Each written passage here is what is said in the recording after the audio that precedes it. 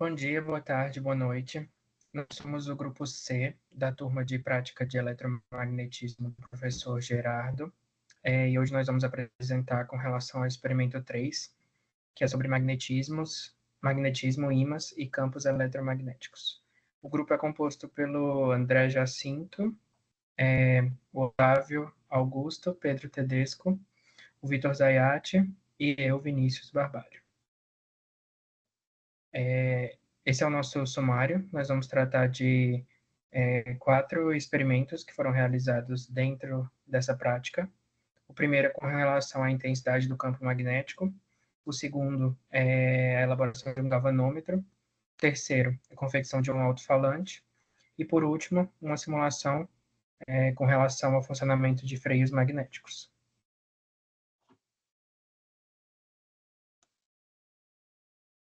Bom, a gente vai começar aqui falando do experimento da bússola, né, que a gente tinha que fazer, que está relacionado com a questão de intensidade do campo magnético, no caso, né, seria o campo magnético da Terra que orienta a nossa bússola.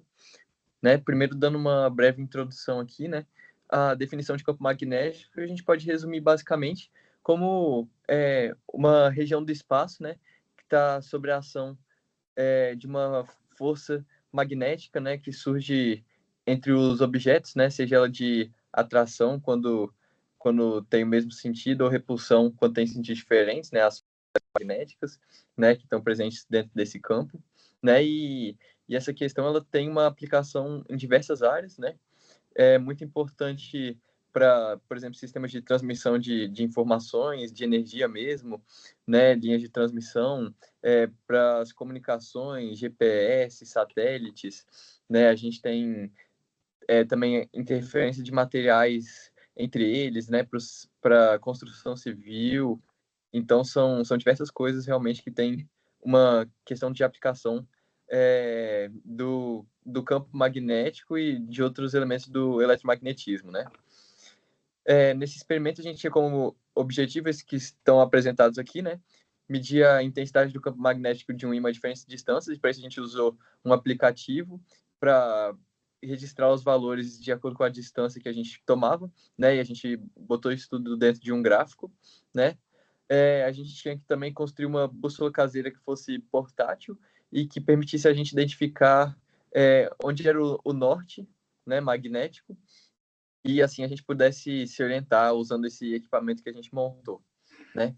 Como materiais necessários, a gente teve, por exemplo, o ímã, que foi necessário, a gente usou um recipiente de vidro com água, usou para fazer a nossa bússola, né, a nossa setinha, uma lata de atum, né, que a gente tirou, cortou no formato da seta, magnetizou ela usando um outro ímã, né, e inseriu dentro desse recipiente de vidro um palito de, de pirulito, né, que foi colado com cera de cola quente na tampa.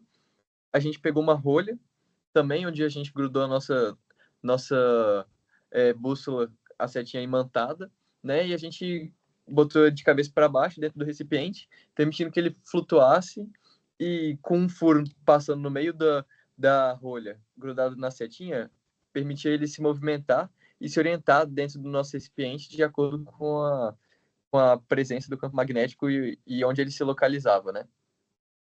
Bom, aqui a gente vai ter um primeiro vídeo, pode passar, que vai mostrar que o momento que eu até me enganei, né? Pensei que estava desmagnetizada a nossa setinha, né? Porque ali talvez esteja um pouquinho ruim de ver, mas O o norte é para ser sentido da para cá, nossa então seta, provavelmente ele ele está não estava desmagnetizado de novo. correspondente a verdadeiro campo magnético da Terra. E por que isso estava acontecendo? Porque o professor, né, para testar a gente, ele foi lá e botou o nosso equipamento perto de uma coluna onde tem a presença de diversos cabos de aço, né, de elementos que geram um campo magnético, então isso acaba desorientando a nossa bússola, e por isso que ela não deu certo aqui nesse momento. Aí pode passar para o próximo vídeo, que agora ele vai mostrar ela funcionando, que a gente já foi para uma região mais isolada, né, sem a questão de interferência de outros elementos Uhum. magnéticos, né? Aí você pode ver, aqui dá para ver mais claramente que ela está no mesmo sentido do indicado pelo aplicativo. Então, finalmente, funcionou o nosso equipamento. Pode passar.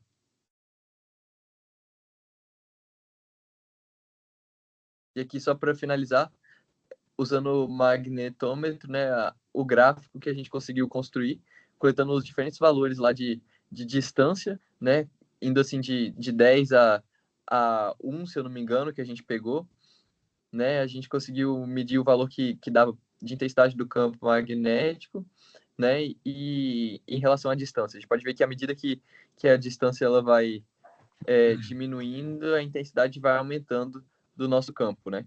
Isso na curva com esse formato com a tendência de convergir, né? Quanto mais perto a distância do zero, né, maior a intensidade do nosso campo.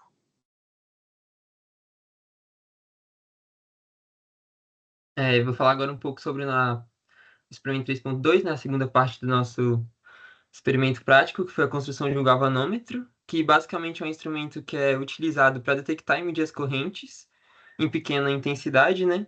E o seu funcionamento ocorre quando uma corrente elétrica flui pela bobina do galvanômetro e a interação entre o campo magnético criado pela bobina, né? Fica um eletroímã ali, e pelo ímã permanente, que é o ímã que a gente usa na construção, gera uma força de Lorentz que causa um movimento, né, da bobina, que é proporcional à intensidade da corrente presente aplicada, né? Então, quando a gente aplica a tensão, vai ocorrer essa interação entre os campos eletromagnéticos e a gente vai conseguir medir a corrente aplicada. Aqui eu coloquei um exemplo de como que é um galvanômetro normal, né, comercial, e isso aqui é a foto do nosso galvanômetro. Também a gente pode observar essa medição através do desvio da agulha, né? Que a gente viu que eu coloquei até uma escala ali atrás, que a corrente elétrica cria força sobre a bobina faz a agulha girar, e de acordo com o ângulo de rotação, né, dessa agulha, a gente consegue observar a intensidade da corrente. Então a gente observa a deflexão ali, né? E consegue ver basicamente a corrente que a gente utiliza na ponta, né? Pode passar aí, Otávio. Aí pra gente construir, aí basicamente as estruturas básicas para construção de um galvanômetro é a bobina, né? Que vai ser o fio condutor, que vai gerar o campo, vai ser o nosso ímã eletromagnético, né? Que vai gerar também um dos campos, e o campo magnético a partir de um ímã permanente, que a gente, no caso, ele usou um ímã pequeno de neodímio, né? O ponteiro para definir qual vai ser a angulação e para a gente conseguir ver a intensidade, e também um contrapeso para que esse ponteiro fique certinho no meio, né? Para que não tenha nenhum desvio e a gente consiga ser bem preciso na medição da corrente, né? Pode passar, Otávio. Aí para o nosso galvanômetro a gente utilizou uma caixa de fósforo, né? O fio de cobre para fazer a bobina, um ímã de neodímio pequenininho para ser o nosso ímã permanente, fita isolante para prender, para não ter nenhum tipo de vibração, porque também quando a gente vai fazer um galvanômetro, as principais coisas que interferem no galvanômetro é, é a vibração, né? Que pode interferir, e ele é um instrumento até que bem preciso para correntes pequenas, só que quando vai medir uma corrente maior também ele não funciona. A gente colocou uma agulha para segurar de apoio, um canudo de plástico, né, para ser a base do nosso ponteiro, e papel, né, para fazer a nossa ponta. Aí agora a gente vai ver no vídeo. O primeiro vídeo. Não, mas então. O primeiro vídeo a gente está só demonstrando o que a gente conseguiu atingir, né, para ele movimentar. A gente vai conseguir até mostrar que a gente inverte os polos ali da pilha, que a gente vai inverter só a direção da corrente, né? Aí no vídeo vai dar para ver que ele vai para os dois lados, né? Agora lá ele vai mostrar. Esse vídeo era só isso. Aí vai pro próximo, Otávio. E no próximo a gente vai demonstrar como que é para a gente medir a intensidade da corrente utilizando uma escala. A gente vai ligar lá numa tensão, né? Aplicar uma corrente, e ele vai ter a deflexão de acordo com a intensidade da corrente, que a gente vai ver ali. ali estava um pouco movimentando, mas é basicamente isso. A gente consegue ver certinho qual que é a corrente utilizada a partir da escala que a gente utilizou. E é basicamente isso o funcionamento do nosso galvanômetro.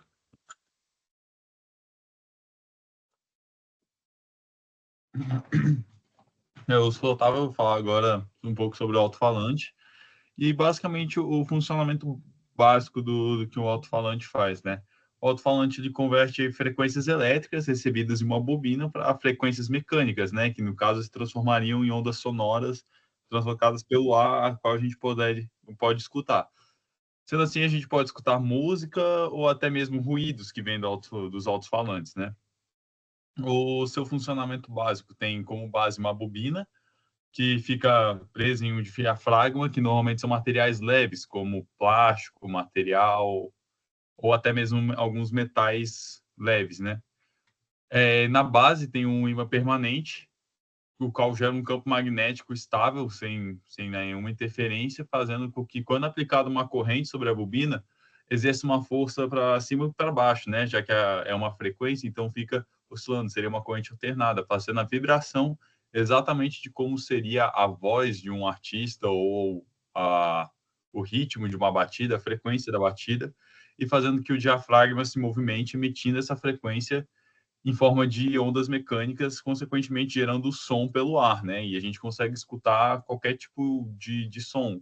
E dependendo do material que a gente escolhe para fazer esse alto-falante, ele pode gerar timbres diferentes, sons diferentes, ruído diferente, pode, consequentemente, alterando na qualidade do som. Então, alto-falantes comerciais normalmente sempre tendem a usar materiais de altíssima qualidade para que se tenha um ótimo funcionamento do alto-falante e poder escutar a sua música tranquilamente no carro ou na festa, onde quer que seja. Aqui está o nosso experimento do alto-falante. Como a gente pode ver aqui, a gente fez um cone de papel para amplificar o som, que o nosso diafragma ali embaixo a tampinha de uma garrafa, o nosso ímã permanente para ficar suspenso, a gente colocou em cima de uma fita durex. E aqui ele funciona muito bem, emitindo a altas frequências, né? Já que ele não tem um subwoofer para gerar graves, né? Frequências graves, que são baixas frequências. Só sobre o vídeo. Você vai escutar a música aqui, que é a Daylight, uma música muito boa, por sinal.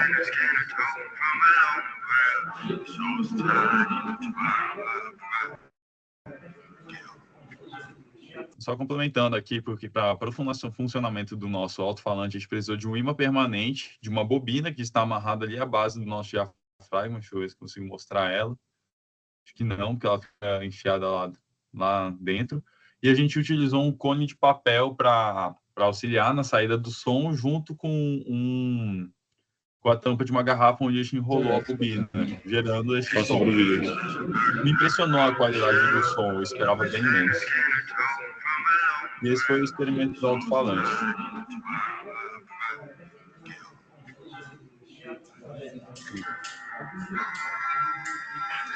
Deixa eu seguir aqui.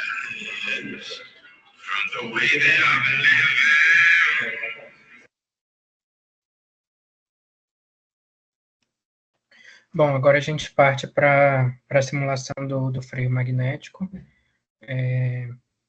Vai ser feita no software Ansoft Maxwell. Pode passar. Bom, vou começar aqui a simulação do nosso freio eletromagnético, né? Vou renomear aqui o projeto.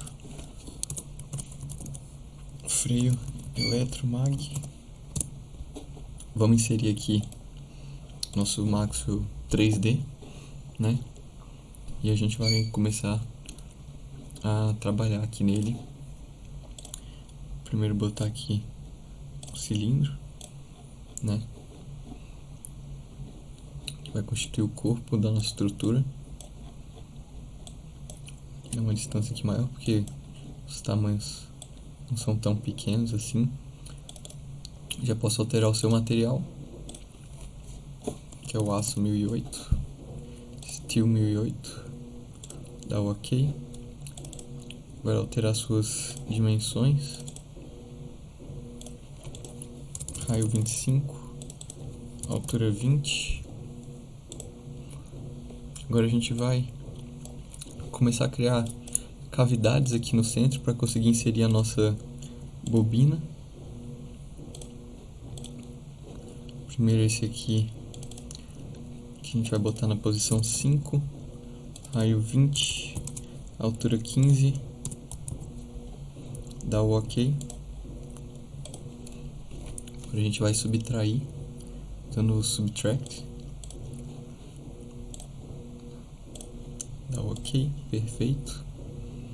Agora a gente vai construir nossa bobina.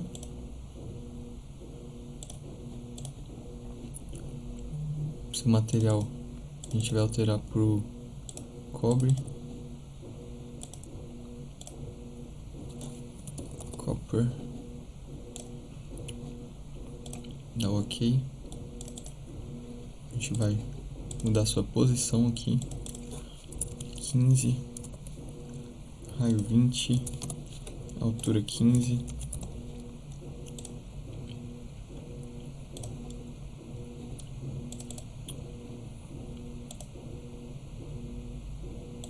São 5, né? OK. Vou dar aqui o nome dele para bobina.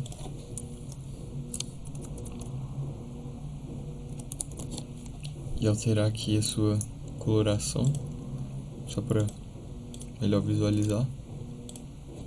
Perfeito. Novamente, para a gente construir aqui nossa estrutura, a gente vai subtrair aqui de raio 15, altura 5, 15 também, posição 5. A gente vai subtrair do cobre esse nosso elemento que a gente acabou de criar.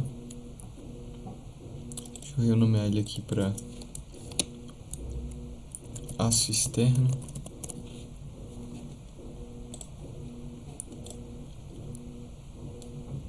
Bobina cilindro que a gente subtract. Perfeito. Agora a gente vai inserir o nosso, que eu vou chamar ele de aço interno. Renomeá-lo. Aço externo. Interno. Dar esse material pro aço de novo. Dá o OK. Editar suas dimensões. Raio 15. Altura 15. Posição 5. Pronto, perfeito, né? Agora a gente vai criar, a partir desse nosso elemento, a tampa, né?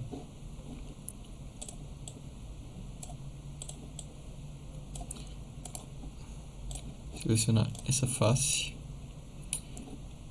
selecionar aqui o Edit, Surface, Create Object from Surface. A gente criou ele aqui. Seleciona ele. Seleciona essa face. Edit. Surface. Thicken Sheet. A gente bota aqui 4 mm de espessura. Cria o nosso objeto. A partir dele aqui de novo, a gente seleciona função de move, né? Que a gente vai movê-lo. Vou alterar aqui a visualização para eixo YZ para facilitar.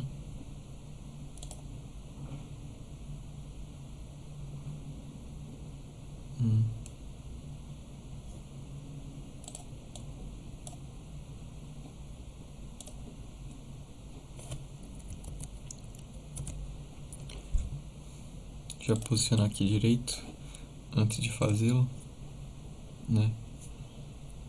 Move, selecionar aqui, pronto. Voltar com a nossa visualização no eixo XY, aproximar aqui.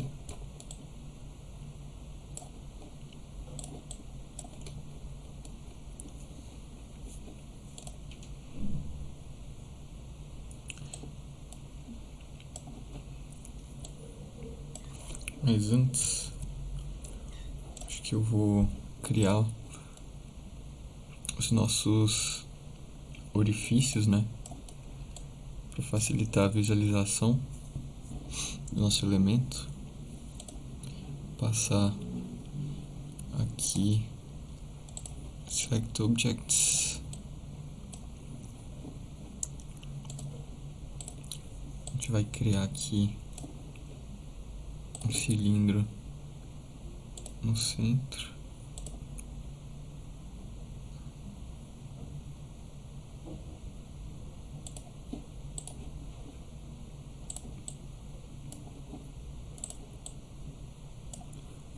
Cilindro aqui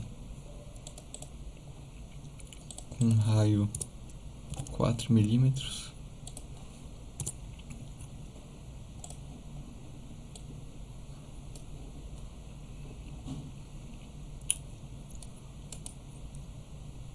Acho que eu vou deletar essa parte, depois eu refaço. Pronto. Raio de 4 milímetros. Ok. A gente vai... Quero botar a altura de 20 mesmo.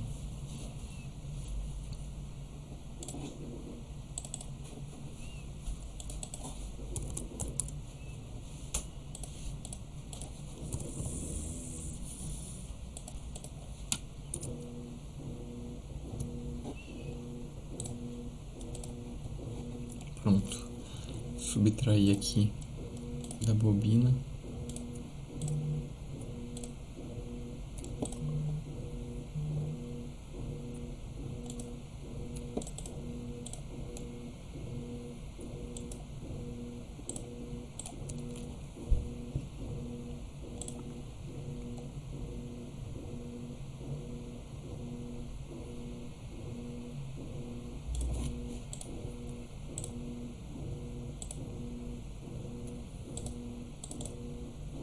O bobina ele não passa, né? Então basta o aço externo, interno e o cilindro.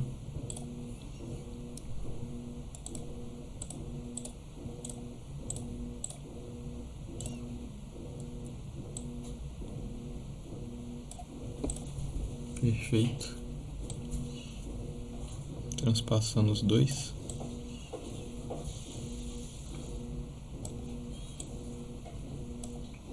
Agora a gente vai criar também nosso orifício aqui, nossos orifícios laterais, né? A gente vai alterar essa posição desse elemento, mas isso bem que pode ser feito depois também, vai facilitar a nossa vida, né? Agora a gente vai fazer aquilo que nós já tínhamos feito, né, de selecionar faces. Só vou reposicionar aqui. Select Faces, essa, Edit, Surface, Create Object from Face. Cria o nosso objeto, a gente seleciona ele, seleciona a face. Edit, Surface, Thicken Sheet 4 milímetros. Agora a gente seleciona essa que a gente criou, seleciona nossa função de Move.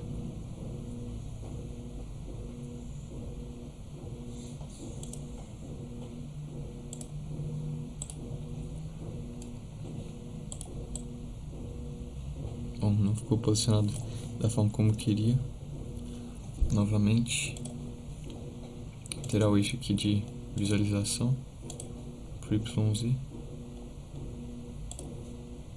Pronto. Agora sim.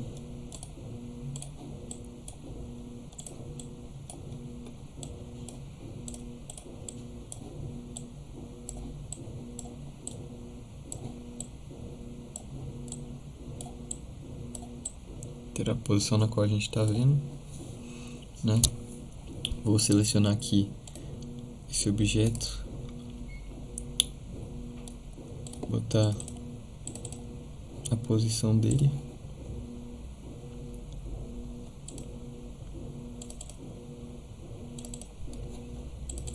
(24mm) mais gap, dá um OK. Tipo de unidade, a gente bota comprimento,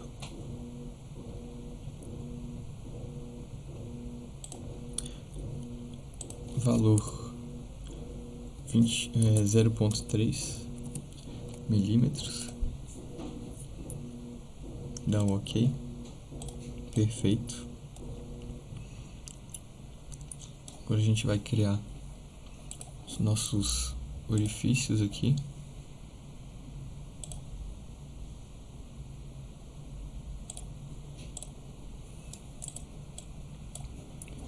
Criando esse cilindro, vou reposicioná-lo. Posição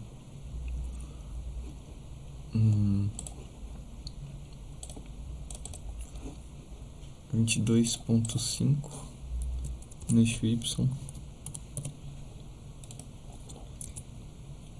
e 9,3 no eixo Z.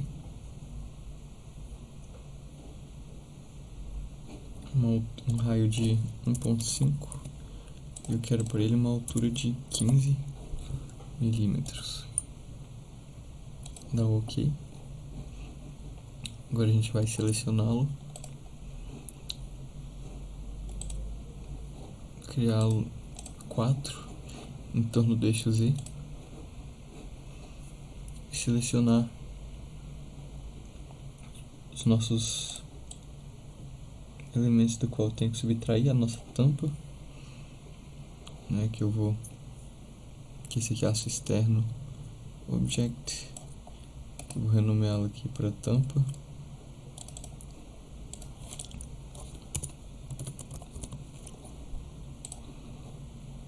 Selecionar aqui esse e esses 4, vou subtrair,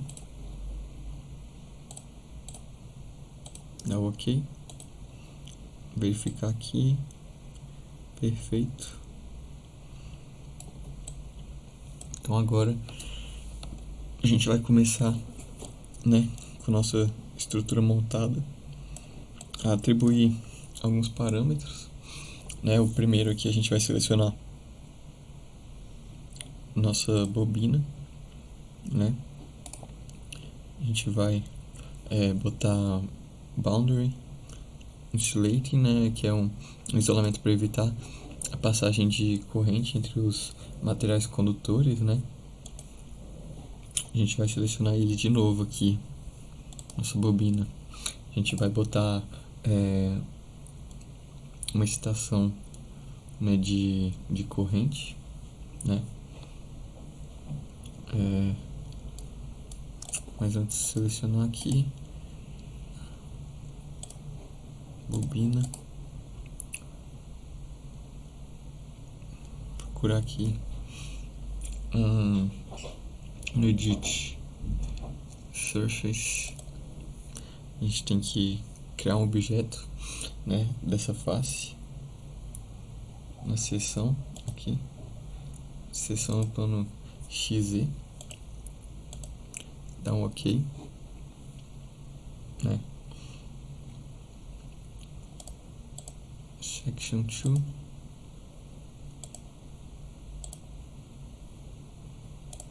gente tem section, a gente pode apagar, né, depois de criar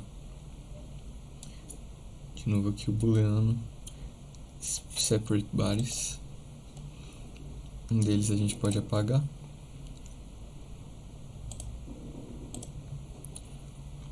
do outro aqui a gente seleciona nessa seção, bota excitação, bota uma corrente,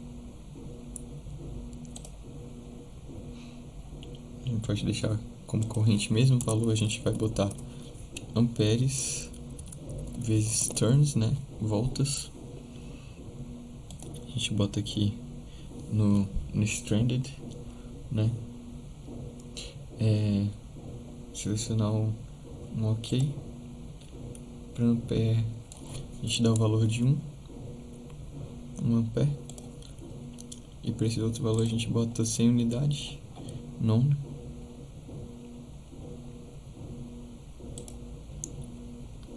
A gente bota um valor de 200, dá o OK. Agora a gente vai selecionar a nossa tampa. A gente vai aqui em Excitation, Parameters.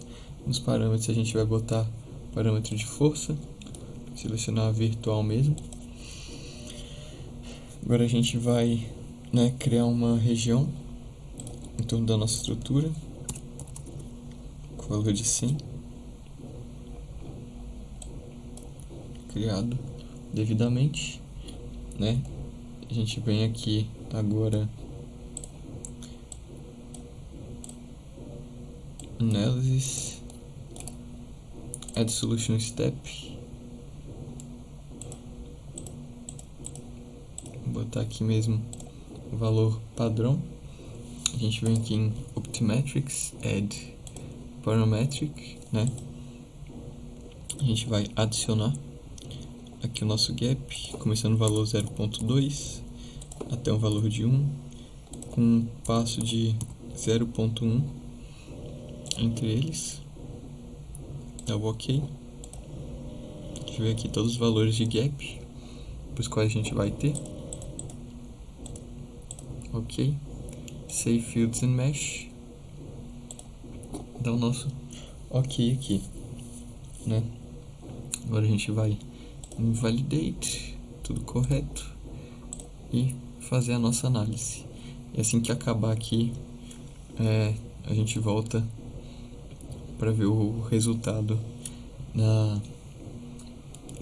nos nossos campos e outros valores que a gente deve fazer uma análise sobre. Bom, aqui agora com nossa simulação pronta, né, já foi feita toda a análise do nosso objeto, a gente pode ver aqui quais são os resultados que a gente obtém, fazer algumas análises. A gente vem aqui Results, para a gente criar um plot da nossa força eletromagnética, né? New Report, que a gente pode ver que a força eletromagnética ela vai diminuindo à medida que o gap vai aumentando, né? Como se era de esperar mesmo.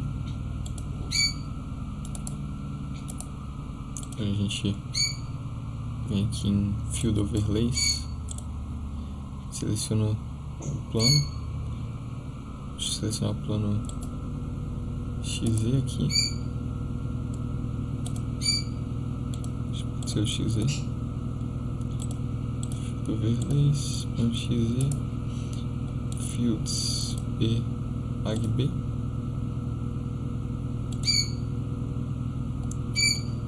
Vou diminuir aqui, aumentar a transparência do nosso aço externo.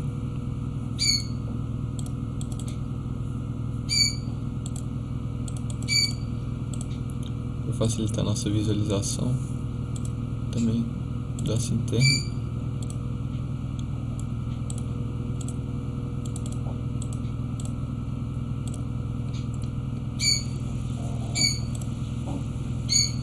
Nosso cobre, que é a nossa bobina.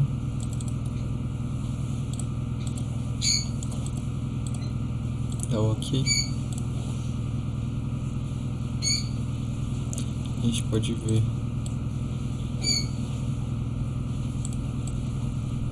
que tem uma maior intensidade.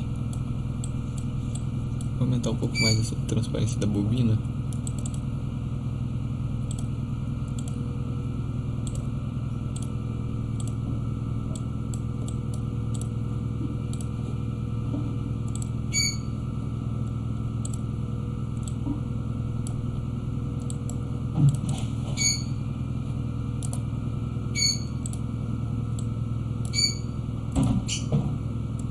Agora sim.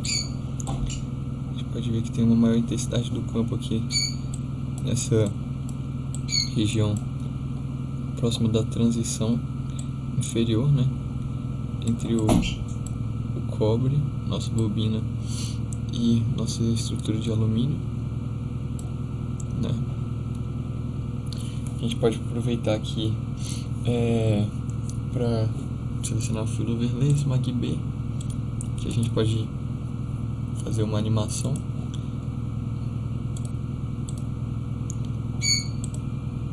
com gap, suas distâncias, né?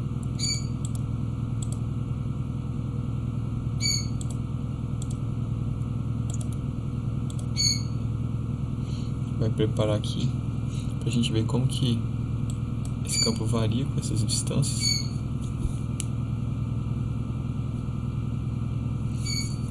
Ele vai processando.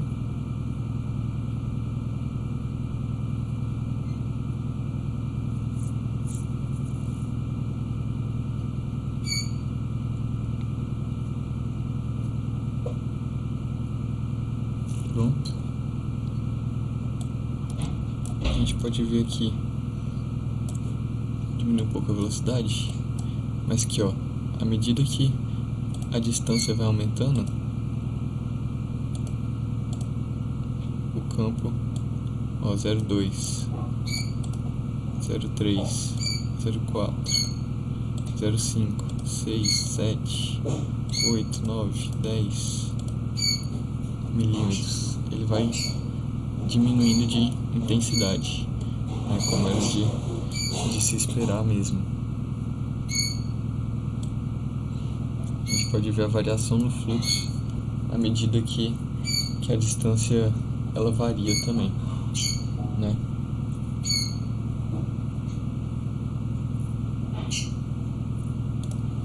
Então, basicamente era isso que a gente tinha para o nosso freio eletromagnético, né? E agora a gente vai para as considerações finais do nosso experimento. Salta.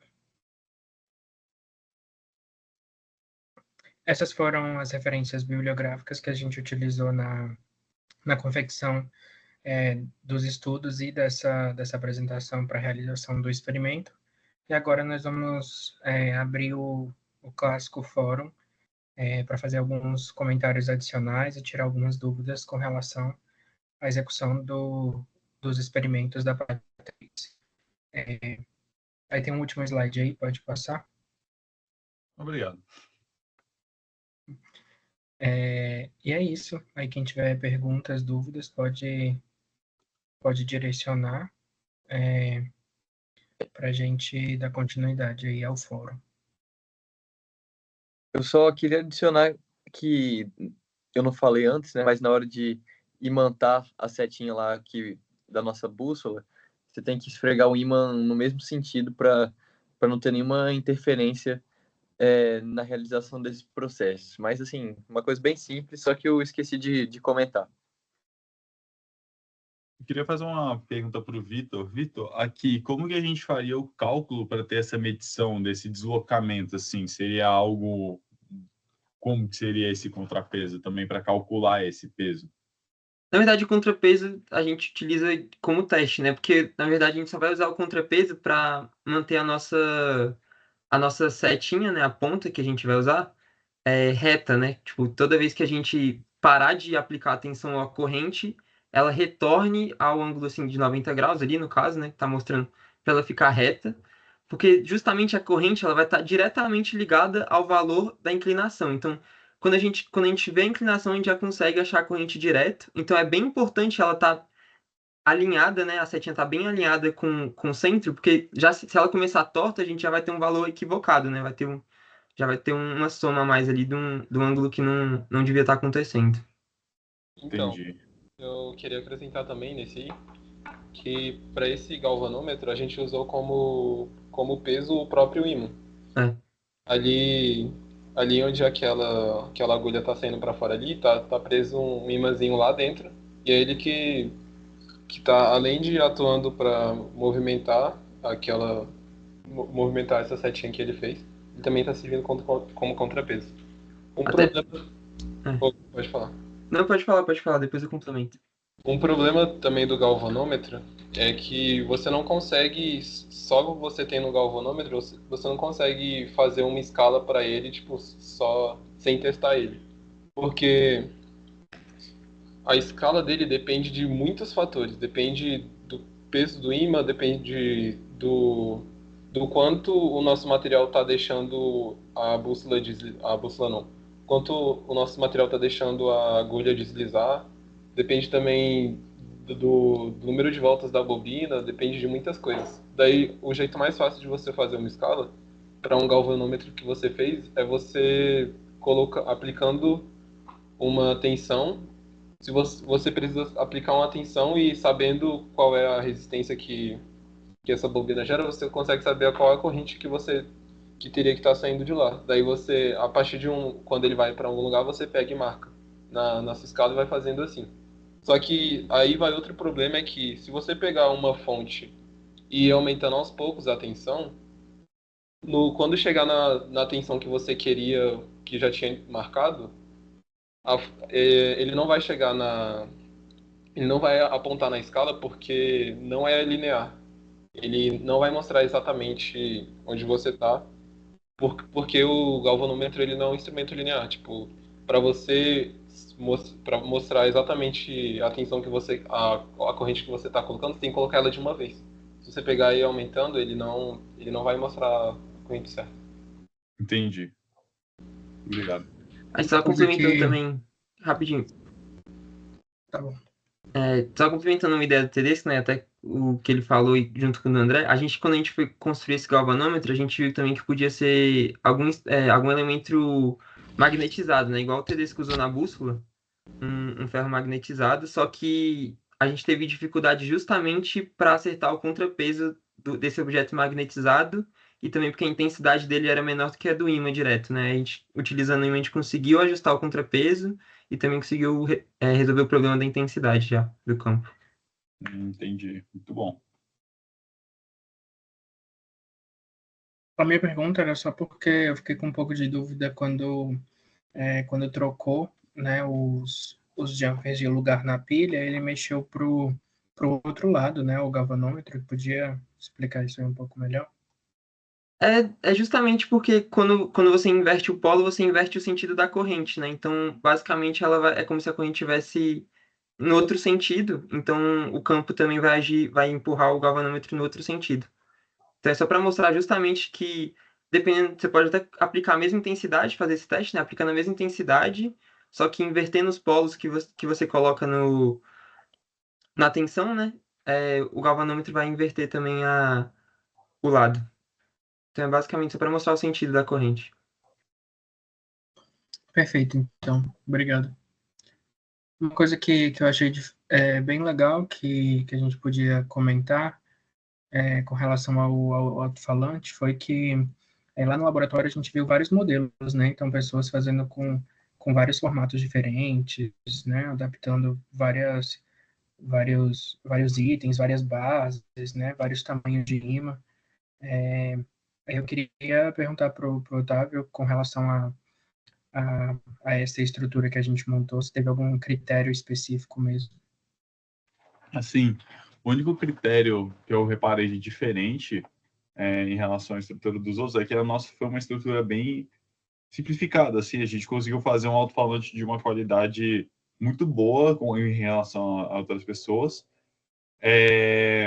e com uma estrutura onde a gente só suspendeu o nosso ímã junto com a bobina, que ela ficou livre para se movimentar, e ela conseguiu se movimentar de uma forma mais livre, consequentemente gerando mais frequências. E outros alto-falantes onde a bobina estava muito presa e eles emitiam um som muito baixo, muito ruidoso, até mesmo com amplificador de qualidade. Então, nós conseguimos fazer algo que poucos conseguiram fazer por causa dessa suspensão absoluta que a gente teve na nossa bobina em relação ao diafragma e o ímã. Eles estavam totalmente livres. Entendi. E é legal mencionar também, né, que a gente colocou a música para tocar e reproduzir no alto-falante, e o Shazam, que é aquele aplicativo que identifica as músicas, né, ele identificou logo de cara a música, então isso é um resultado positivo, né, com relação ao experimento. Inicialmente com outros alto-falantes, estava demorando um pouco, né, para ele identificar, mas o nosso identificou bem rápido. E foi até o método que o professor utilizou para dizer se estava funcionando ou não, né, o alto-falante, porque a música tinha que ser possível de se identificar. Deixa eu seguir. Exatamente. Alguém tem mais alguma questão? Eu queria só perguntar mais uma coisa pro Tedesco em relação à bússola lá no teste do professor. Você falou que ele colocou a bússola perto de uma coluna, né, com aço, cabo de aço e tal. Eu queria entender como que isso afeta diretamente na bússola, assim. É por causa do material específico?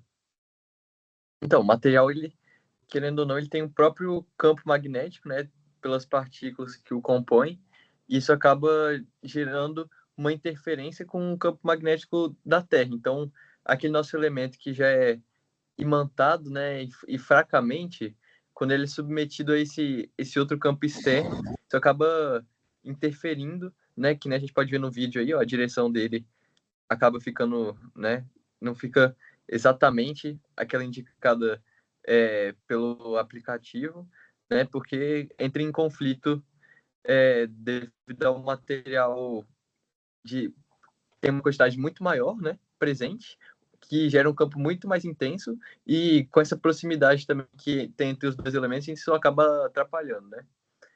Então, tem que ter cuidado com esses equipamentos caseiros que a gente faz, porque eles estão muito sujeitos a erros desse tipo, né? Certo, obrigado.